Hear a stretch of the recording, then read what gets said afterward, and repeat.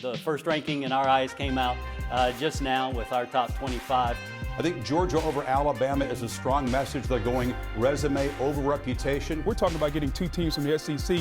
Really, the only way that happens, in my opinion, is if Georgia loses the SEC championship game. Let's say Alabama loses that game. I don't think Alabama would have the resume. I don't think the SEC could get two in at that point. They take the whole body of work, and that's why Clemson is in there at number 4. That's because that loss to Syracuse was overcome by a win against Auburn, a win against Louisville, Boston College, Wake Forest. They're looking at teams that have been challenged and teams that have one loss. And maybe they look at them still being a better team through 8 weeks than a team that has not been tested like a Wisconsin or a Miami. I thought the three most aggrieved fan bases would be Miami, Wisconsin, and Oklahoma. Miami and Wisconsin, both of those teams, clearly their weak strength of schedules weren't enough to impress the selection committee in spite of those undefeated records. Really, the discussion from teams 3 through 7 was as passionate as any discussion that I can remember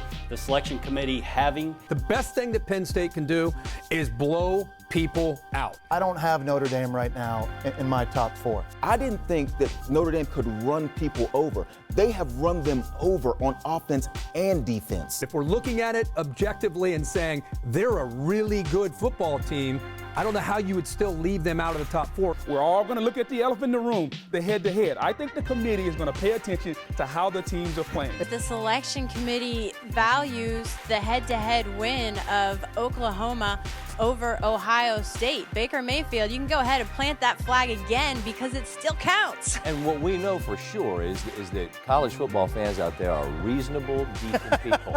Decent people. Reasonable might be a stretch.